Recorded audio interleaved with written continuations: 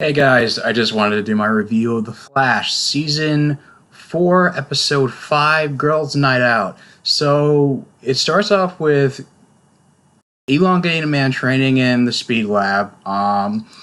Felicity shows up at Star Labs to say hi to the guys, and she's actually visiting, and she's in town because she's going to be celebrating with Iris at her bachelor party with Cecile and Caitlin, who the latter is trying to get tickets out of town because of she knows Amunet Black or also known as Blacksmith has come looking for her. But the problem is that they catch her the girls catch her, and she's being kind of secretive, so she reluctantly goes to the bachelorette party, and the guys and well, basically both the guys and the girls, they both want to have like quiet evenings. The guys just want to watch home movies and go get a nice steak dinner. The girls just want to go out to a fancy restaurant and all that. But of course, we've seen enough of these premises to know that it just goes all horribly wrong. With the guys, Hart Hartley Sawyer, he plays Ralph Dibney. Dibney shows up at the West House and even though he wasn't technically invited, and just thinks that this I can't believe this Wiener Fest is actually going to be your bachelor party. Oh, I can take you someplace where the steak have all you can eat steaks for $4.99.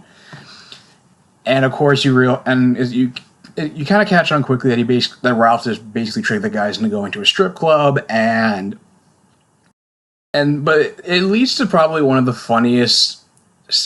Like, I swear, Grant Gustin is like such a great actor that like he can do drama just as well as he does comedy, because Cisco gives Barry this elixir, which is basically alcohol that's so potent that it allows Barry to get drunk in spite of his high metabolism, and you get to see just Grant Gustin play up just being plastered for like 90% of the episode and being like, "I'm the Flash," and just making just like biting, like eating chicken, just crying as he's like eating chicken wings and just making like references to Titanic, and you still get to and then of course and Ralph was like a regular there at the strip club called the Golden Booty, so that's why he brought them there.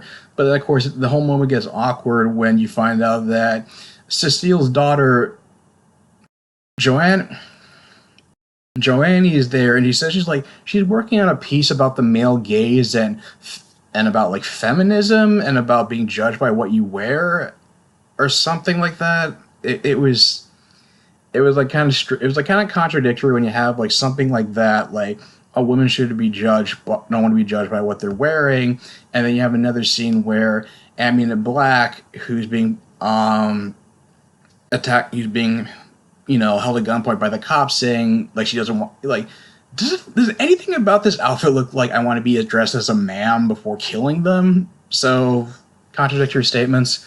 But then it's like like Barry's like eating his food is like I just love chicken wings. Joe, why didn't Ruby make room for Jack on the door? There's plenty of room on the door. And a bar fight breaks out because Ralph uses strip powers that steal $20 from a stripper, and then the bouncer breaks like, oh, number one customer picture, and then this whole bar brawl breaks out, and Joe tries to break it up and saying, I'm a cop," and then he just gets tackled, and then Barry's just standing around just going, "I'm the Flash." And so between having to spend the night in jail, and because their cell phones were confiscated before as part of the rules of being in the strip club, that's why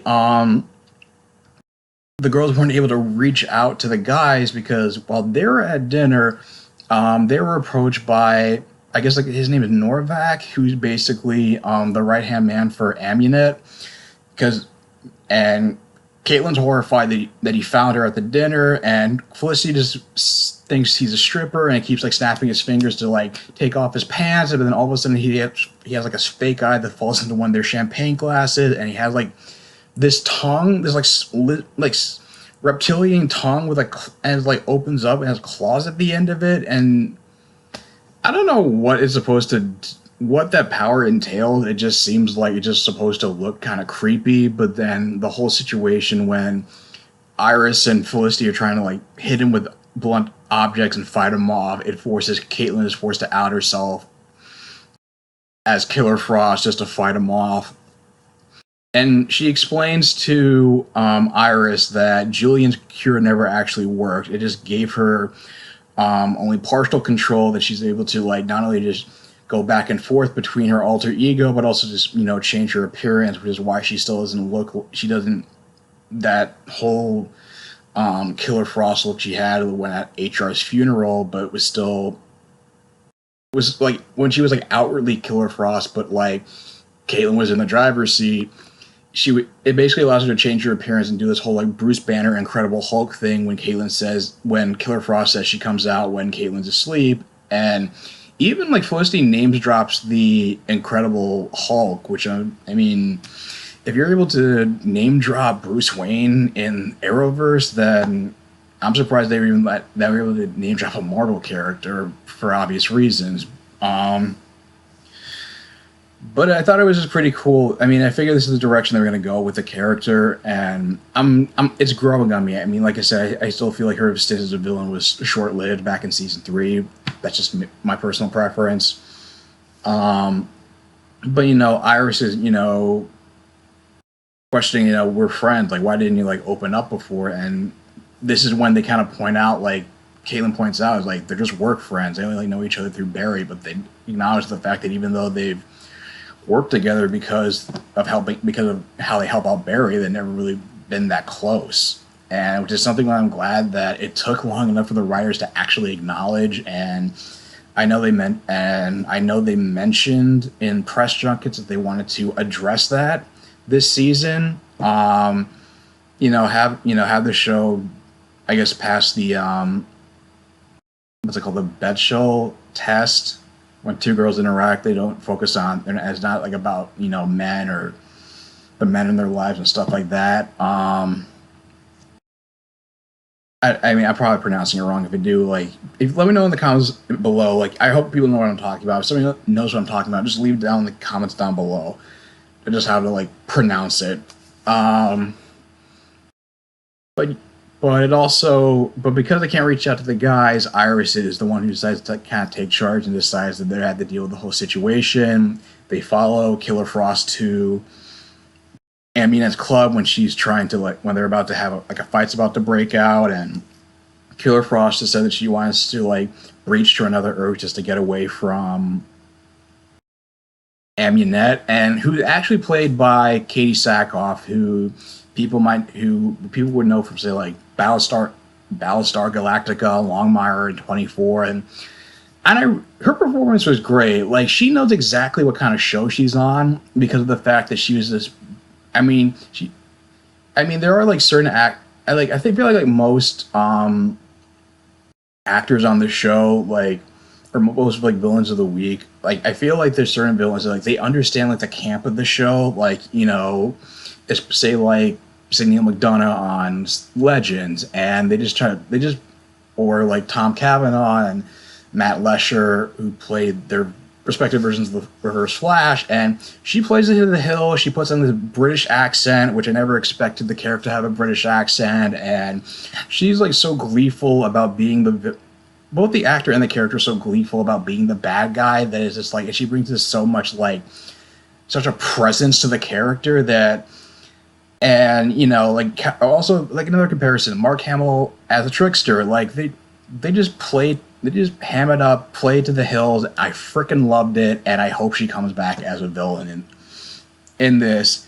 And they decide that because Cecile knows about, you know, Aminet Black was on the metahuman black market, working the metahuman black market, and it turns out Caitlin did go to work for Aminet because she had tech that would help Caitlin get better control over Killer Frost in exchange for working for Aminet. And it turns out that Amunet captured a metahuman that was one of the 12 that was on the bus created by the Speed Force portal, the dark matter wave from the Speed Force portal, and his tears, and he's been like torturing and malnourishing him to like cry these tears that are used as like an opioid, and who's nicknamed the Weeper, and they try to the three, Iris and Felicity and Cecile tried to bust him, but the former two get caught when they're trying during one of Amunet's meetings, and then of course, even though Caitlin was reluctant to come along because she thought she would lose control, she does show up and then just takes and then lets out Killer Frost and like deflects who's Amunet's superpower, by the way. I guess she can. It's not like full magnetism, but I guess they said she can manipulate. I think it was like alloy. It's like a certain type of metal where she can like turn into a gauntlet and throw the pieces use some of the pieces as projectiles, and then use more of the metal to form like a shield around the gauntlet. And Killer Frost is able to protect the three girls with using this whole like ice, cover this whole like half spear to protect them from like gunfire and Amunet's projectiles. And Cecile, who's in a Star Labs van, is able to hack into,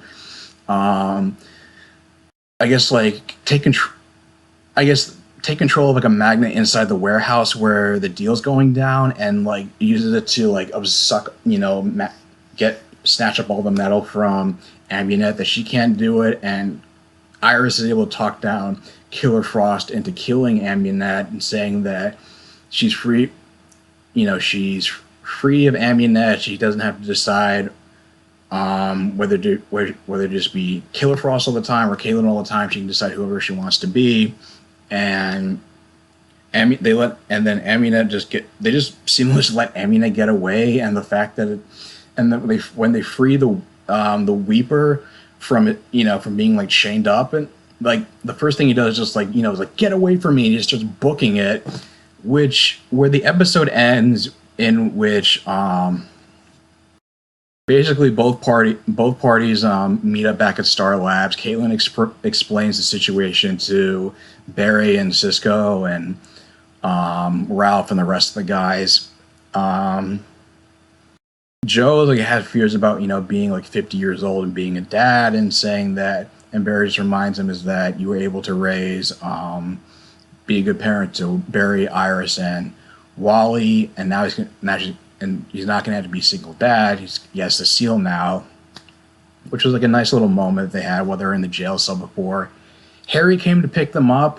It was a weird plot hole because he's the only one who didn't get arrested, and nobody seems to be bothered by the fact that it's like, at first it's like, oh, he couldn't like walk around because of Eobard Thawne disguised as well as making the confession to killing Barry's mom as the latter as Harrison Wells. But then it's like, so does he have like HR's transmogrifier or something? It's like, they just don't really address it, and they probably just won't. I guess we're just supposed to go with it. And I think the last shot is the Weeper being chased down in an alley by the Thinker. Like his chair is like floating, saying it's like, I didn't go through all this trouble just to give you your powers, and I can't let you go until you fulfill the purpose that you were born to play. And he fires these like lasers at him. That's like, I guess it supposedly subdues him. So it's interesting to see they're already trying to figure out who the DeVoe. Learn more about DeVoe, like who the guy is, and it's like, I swear it's like he looks like such a cross between Brainiac and Metron, one of the new guys. Like I feel like the tech he has, like I don't think it can't just be the fact that he's just like the fastest mind alive as he's been pitched by the showrunner. It's got to be like some kind of future tech, and I'm sticking with that theory until I'm proven wrong. But that's just me. But otherwise, this episode was hilarious. I like how it was girl-centric, more like female-centric episode. I could easily have done without the whole like line saying, "Hey, Iris going, we're strong women," and it's like, like they put their hands together. It's like hashtag feminism, and I don't know. It's like you're showing. We know that your show is like show don't tell. Like I watch shows like Agents of Shield, Charmed. Wonder Woman came out this year. You have Jessica Jones. Is like they did. They're not doing like heavy-handed lines like that, and it's like, and and it's like I'm as pro I'm pro feminism, but it's just like if you get preachy about it, you're just gonna alienate people, even the people who are on, and believe it or not, even people who are on board with it. It's just alienating. Like don't talk to the audience and make it sound like it's an informed attribute, even though in this case it's not, or just make the audience talk down to the audience either. But and it just seems to be the case where it just seems like Iris is getting the same treatment as Laurel, where she gets some like bad lines that kind of just bring the character down a bit. But overall, in spite of these little nitpicks I have, I thought it was a fantastic episode. It's probably one of my favorites of the season. It's probably my funniest, like one of my favorite episodes since I think the best episodes of the season premiere. And I'm looking forward to. And yeah, I think it was just like I think one of the best episodes, just hands down. I give it like a 9 out of 10. What do you guys think of it? Did you enjoy seeing more Killer Frost? Did you like the female centric? That was female centric. How much did you like Drunk Barry? Leave your thoughts in the comments down below. If you like this video, like, share, and subscribe, and I will talk to you guys soon. Take care.